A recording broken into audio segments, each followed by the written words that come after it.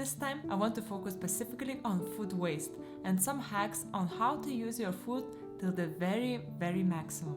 Before starting, I just want to clarify that I'm not trying to act a sustainability guru or teach people what or how to do things in their own life. I will share what I do at home and how it helps me to reduce food waste. I have an unfair advantage to work at a bakery, and bread at home is not a rare occasion. So sometimes it happens that it gets a little bit stale, and what I do next? Blitz into crumbs. And from this point, I can use it in many ways: stews, bread fritters, meatless bowls, and so on. What I've recently done was bread pudding. I simply cubed stale bread, poured over a plant-based savory custard, let it sit for a while to absorb the moisture, and baked it. Really happy with the outcome. This invention I call avocado boats. I love avocados, and once again I looked at empty avocados halves and decided to give one more chance to be used. I quickly made chickpea flour batter, roasted vegetables, and baked it. Looks unusual and funny, but why not? Ever since I've grown my sourdough starter, I committed to keep it alive and happy, which means it needs to be refreshed. To put it in a very simple way, you need to put equal parts of water and flour and keep the small part of the mother.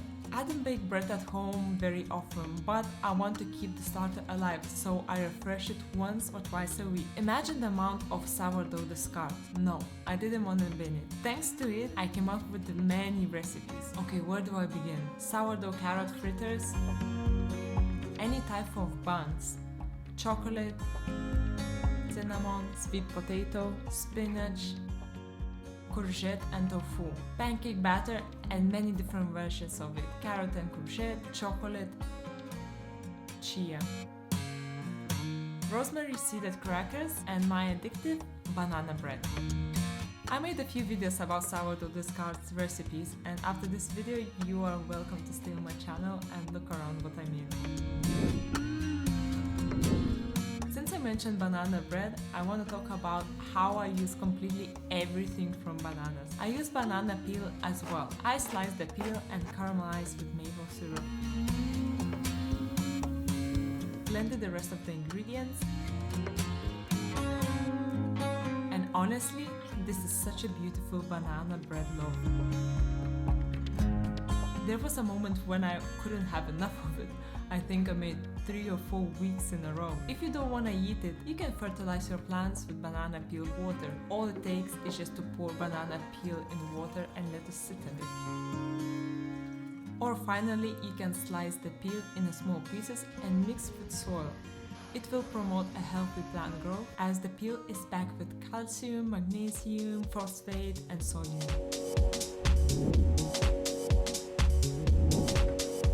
Officially not allowed to throw away the chickpea liquid from the can at my home. There are so many ways to use aquafaba. I use it for sourdough bun recipe, vegan omelette or tart. Can go to pancake batter, but without a doubt, my favorite way to use it up: aquafaba meringue. I just cannot get over it. It's so glossy, white, beautiful cloud meringue. A very important thing to know for making meringues: it needs to be reduced by half before we start whipping it. I like to reduce a bigger batch in one go, and if I don't need it, I instantly freeze it. I tested, it works fine. These darker cubes are from black bean cans, so you can see an obvious difference in color. I have recently made strawberry pavlova, which turned out fantastic. On top of that, you can make a mousse, macarons, marshmallows, cakes, ice creams. It's up to you how far you want to go. Most people pick rosemary leaves, but how about stalks?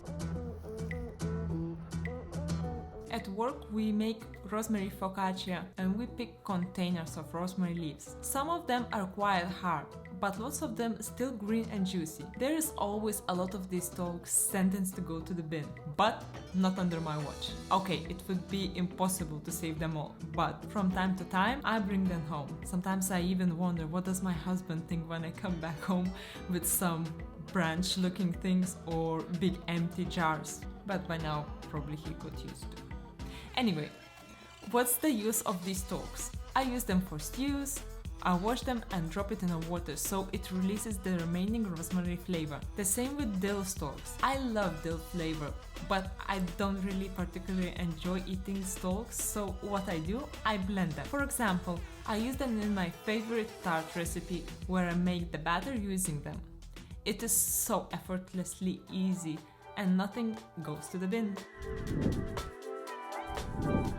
When I take fresh lemon and I only need just juice, it feels kind of a shame to squeeze it and bin it. So before doing that, I grate the skin, and if I don't need it instantly, I freeze it. I was surprised how much lemon peel you can actually save. I use this peel for spreads as hummus, or I mix it in a cake batter. Sometimes I sprinkle over my stews. Another way to save a lemon peel is basically peel off the skin, dry it, and then use it in tea.